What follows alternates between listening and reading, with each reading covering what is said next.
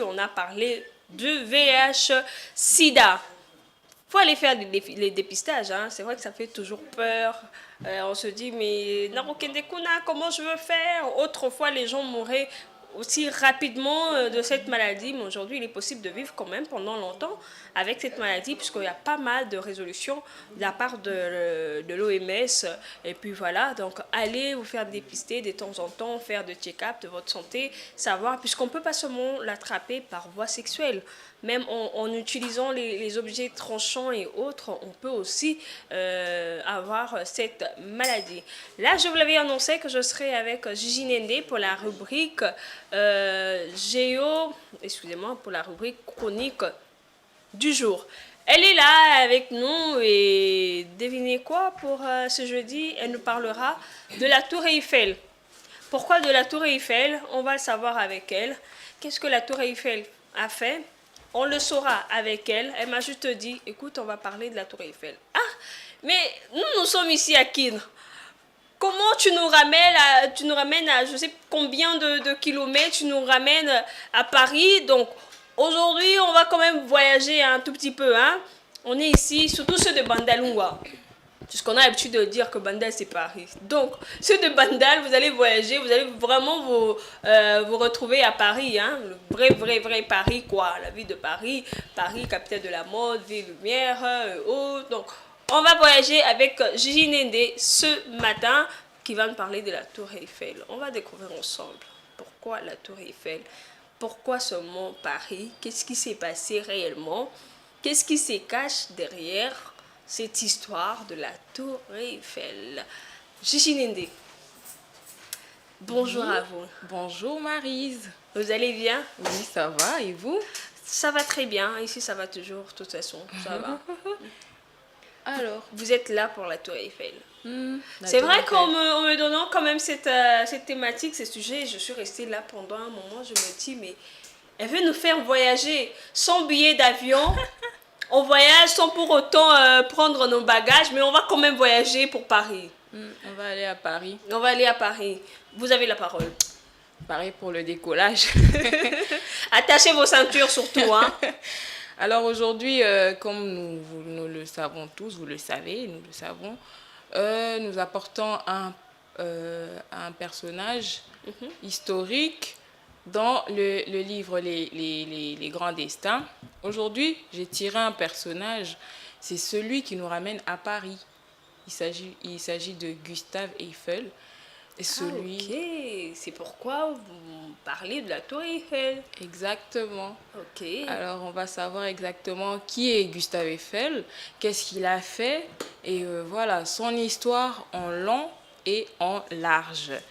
Gustave Eiffel est un ingénieur et industriel français, reconnu généralement ou très fortement pour la construction de la Tour Eiffel, l'emblème de Paris. Alors, comme nous le savons, j'apporte un résumé pour parler de chaque personne que j'expose sur ce plateau. Et pour Gustave Eiffel, on va faire comme d'habitude, suivant le résumé. Alors, Gustave Eiffel, qui il est exactement? Comme je le disais, c'est un ingénieur industriel français connu principalement pour la construction de la Tour Eiffel.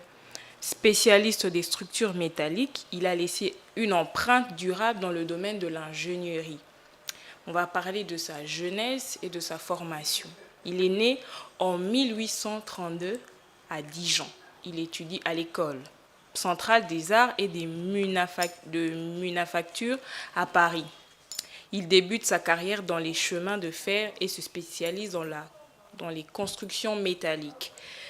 Un ingénieur de génie. Oui, c'est un ingénieur de génie. Alors, dans les années 1860-1880, il conçoit de nombreux ponts et viaducs en fer à travers la France et le monde, notamment le viaduc de Garabitz. Son expertise mène à la réalisation des structures innovantes et résistantes.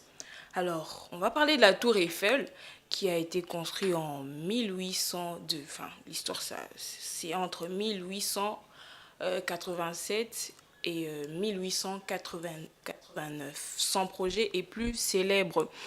Le plus célèbre reste la Tour Eiffel, construite pour l'exposition universelle de 1889 à Paris. Haute de 300 mètres, la hauteur est de 300 mètres.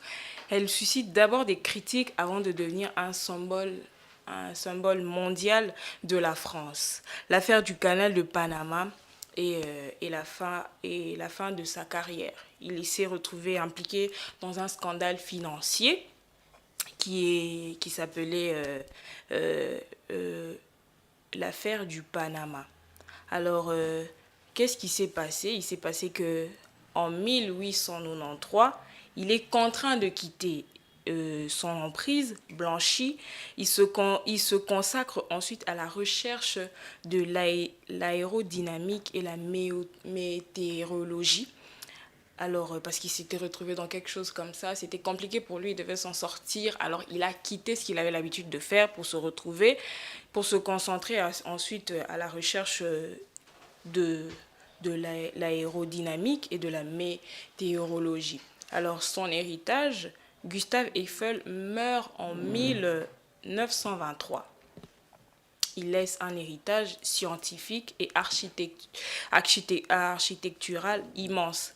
Sa tour, initialement prévue pour être temporaire, est aujourd'hui un monument incontournable. Tout le monde visite la Tour Eiffel, tout le monde va prendre des photos là-bas. C'est vraiment quelque chose mais qui est quand resté. tu vas en France et que tu n'as pas fait des photos devant la Tour Eiffel, c'est ok, quitté. Donc il faut vraiment le faire, il faut donc à tout prix faire au moins une photo là pour montrer que je suis passée par là, j'étais à Paris, j'étais en France. Donc on a pu voyager avec Gigi Nende, hein, bien que nous aussi, on fera des photos après. Mais quand même, on a pu voyager. On a voyagé, oui. Je ne sais pas si vous êtes arrêté en chemin.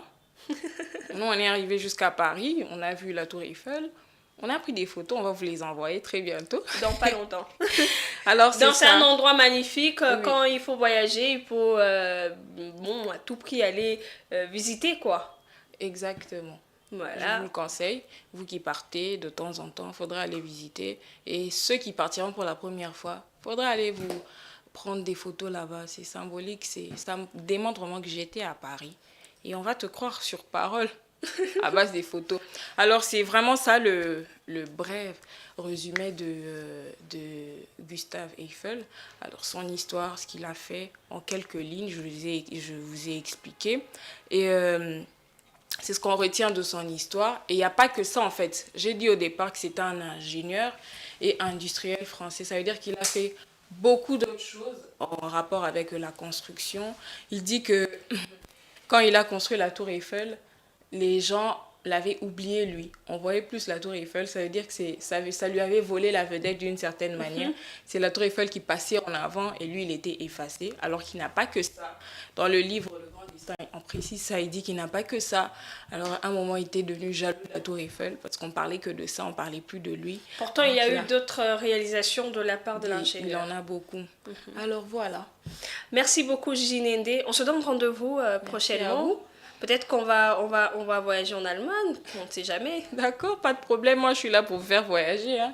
Merci beaucoup. C'était Gigi Nende pour la rubrique chronique du jour. On a parlé de la Tour Eiffel. Bon, on vous parlait tout le temps de la Tour Eiffel, sans pour autant savoir qui est passé par là, qui a construit, le nom, en fait, qui est derrière ce nom. Aujourd'hui, vous pouvez retenir que c'est Gustave Eiffel, Alexandre Gustave Eiffel, qui était un ingénieur qui a pu construire ce magnifique bâtiment que vous voyez. Peut-être même prochainement, on pourra aussi parler de notre emblème aussi, pourquoi pas. Nous avons aussi l'échangeur d'Éméthée, sans savoir qu'il y a aussi, il y a beaucoup peut-être qui ne savent pas, qui est derrière cette œuvre. Aujourd'hui, on en voit, il y a des concerts qui se font là-bas, des mariages. Pendant les vacances, ça devient un endroit magnifique pour les enfants, en amoureux aussi, pourquoi pas. D'ailleurs, demain, c'est les 14. Sûrement. Ah, déjà? Ah, oui, demain c'est les 14 février. Je regarde pas le calendrier. Il faut vraiment regarder. Demain, les amoureux regardent vraiment les calendriers tous les jours. Sûrement demain, il y aura aussi peut-être une équipe qui va Célébrer bon, l'amour. c'est célébrer l'amour de l'autre côté là-bas, on ne sait pas. Bon, tellement il y a pas mal de choses aussi qui ont été aménagées là-bas. Et donc, c'est beau, ça fait avec de l'air, il y a de l'espace, c'est intéressant. Merci beaucoup à Gigi Nende. Merci. Là, on va prendre une petite pause musicale et nous reviendrons sur ce plateau pour parler de la thématique de ce matin avec Damani Mujinga. On parle